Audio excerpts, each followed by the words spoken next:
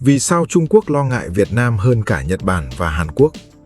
Khi phân tích tham vọng của Bắc Kinh trong việc mở rộng ảnh hưởng và kiểm soát khu vực Đông Á, những trở ngại dễ thấy nhất thường là các đồng minh thân cận của Washington.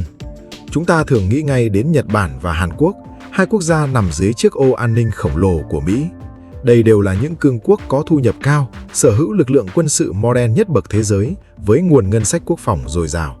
Tuy nhiên, nếu bỏ qua những tuyên bố công khai và đi sâu vào các đánh giá chiến lược thực tế từ phía Bắc Kinh, bức tranh lại thay đổi đáng kể.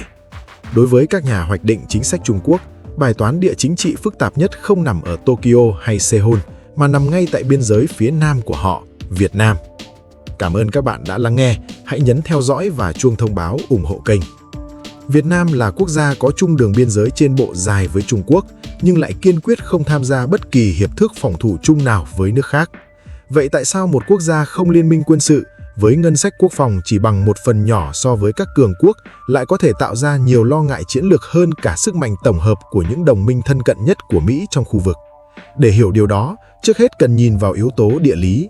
Bản đồ cho thấy Nhật Bản và Hàn Quốc được cách ly tự nhiên khỏi lãnh thổ Trung Quốc đại lục. Nhật Bản được che chắn bởi Thái Bình Dương rộng lớn, trong khi Hàn Quốc trên thực tế gần giống một hòn đảo khi bị ngăn cách với phần còn lại của lục địa bởi khu phi quân sự dọc vĩ tuyến 38. Việt Nam không có lợi thế đó. Khi phóng to khu vực biên giới phía nam Trung Quốc, có thể thấy đường biên giới đất liền kéo dài khoảng 1.200 km, nối trực tiếp với khu vực kinh tế trọng điểm phía nam của Trung Quốc. Do khoảng cách địa lý giữa hai quốc gia gần như bằng không, bất kỳ căng thẳng cục bộ, sự tăng cường quân sự hay đổ vỡ ngoại giao nào cũng có khả năng tác động trực tiếp đến lãnh thổ Trung Quốc mà không bị đại dương ngăn cách hay làm chậm lại. Sự gần gũi này còn mở rộng ra biển. Với hơn 3.000 km bờ biển, Việt Nam tạo thành một lưỡi dao địa lý cắt ngang Biển Đông, tuyến hàng hải chiến lược vận chuyển phần lớn hàng hóa thương mại quốc tế của Trung Quốc. Một cuộc khủng hoảng với Nhật Bản hay Hàn Quốc nhiều khả năng sẽ bị giới hạn trong phạm vi địa lý nhất định. Nhưng ngay cả một sai lầm nhỏ trong quan hệ với Việt Nam cũng có thể tác động trực tiếp đến sự ổn định của Trung Quốc đại lục, cũng như các tuyến vận tải biển quan trọng duy trì nền kinh tế nước này.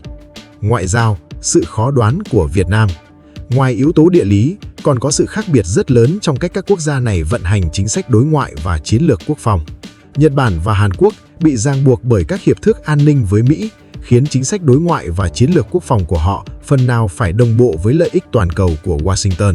Điều này khiến họ tương đối dễ dự đoán. Khi Bắc Kinh muốn gây sức ép, họ thường biết rõ cần sử dụng những đòn bẩy kinh tế nào để trừng phạt Tokyo hoặc Seoul vì các hành động phối hợp với Mỹ. Ngược lại, Việt Nam theo đuổi đường lối được nhiều học giả gọi là ngoại giao cây tre, mềm dẻo nhưng kiên định. Nền tảng của chính sách này là nguyên tắc quốc phòng 40, bao gồm không tham gia liên minh quân sự, không liên kết với nước này để chống nước khác, không cho nước ngoài đặt căn cứ quân sự tại Việt Nam, không sử dụng hoặc đe dọa sử dụng vũ lực trong quan hệ quốc tế. Việc không đứng hẳn về bất kỳ phe nào khiến những phương thức gây sức ép quen thuộc của Trung Quốc trở nên kém hiệu quả hơn. Trung Quốc khó có thể sử dụng các luận điệu chống Mỹ hoặc các biện pháp cưỡng chế kinh tế truyền thống đối với một quốc gia đang đồng thời duy trì quan hệ hợp tác với Mỹ, Nga, Ấn Độ và cả Trung Quốc. Quân sự, quyền chỉ huy hoàn toàn độc lập. Sự tự chủ này còn thể hiện rõ trong lĩnh vực quân sự. Hàn Quốc trong nhiều thập kỷ vận hành dưới cơ chế chỉ huy liên hợp với Mỹ. Nhật Bản cũng bị giới hạn rất nhiều bởi các quy định hiến pháp mang tính phòng vệ. Trong khi đó, quân đội Việt Nam hoàn toàn chịu sự chỉ huy của Hà Nội. Việt Nam duy trì quyền kiểm soát độc lập đối với lực lượng quân sự đã được tôi luyện qua nhiều thế kỷ chống lại các cuộc xâm lược từ phương Bắc. Liên minh quân sự có thể mang lại sự bảo vệ, nhưng đồng thời cũng khiến hành vi của một quốc gia trở nên dễ dự đoán hơn. Ngược lại, mức độ tự chủ cao khiến Việt Nam trở thành một nhân tố khó lường mà các nhà hoạch định chiến lược Trung Quốc không dễ dàng mô phỏng hay kiểm soát. Kinh tế, thách thức vị thế độc quyền của Trung Quốc. Sự độc lập này hiện đang lan sang lĩnh vực kinh tế. Trong bối cảnh các tập đoàn công nghệ toàn cầu tìm cách giảm phụ thuộc vào Trung Quốc thông qua chiến lược China Plus One, Việt Nam đang thu hút ngày càng nhiều hợp đồng sản xuất phần cứng và điện tử quy mô lớn. Đặc biệt, đất hiếm đang trở thành một yếu tố chiến lược quan trọng. Đây là nhóm khoáng sản thiết yếu để sản xuất từ điện thoại thông minh cho đến máy bay chiến đấu hiện đại.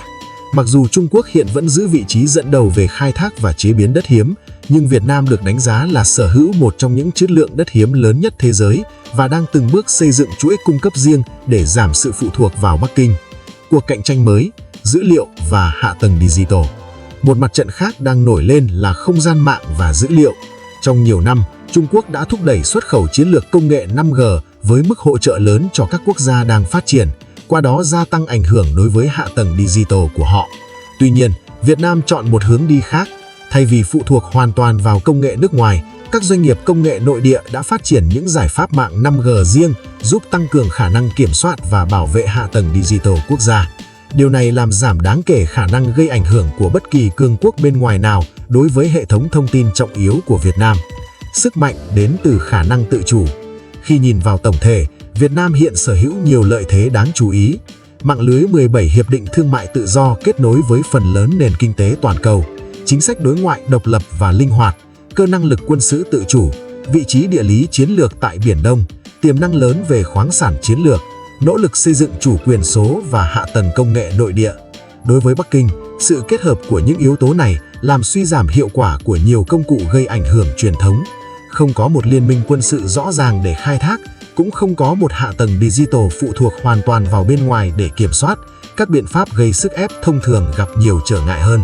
Bài học rút ra là sức nặng địa chính trị không nhất thiết phải đến từ việc đứng dưới sự bảo trợ của liên minh quân sự lớn nhất. Trong một thế giới ngày càng phân cực và phức tạp, Việt Nam cho thấy cách một quốc gia có thể duy trì trọng tâm chiến lược riêng của mình ngay cả khi nằm cạnh một siêu cường. Trong cuộc cạnh tranh ảnh hưởng khu vực, sức mạnh hiệu quả nhất thôi khi không thuộc về bên sở hữu liên minh quân sự lớn nhất, mà thuộc về quốc gia có khả năng kiểm soát hoàn toàn bàn cờ của chính mình.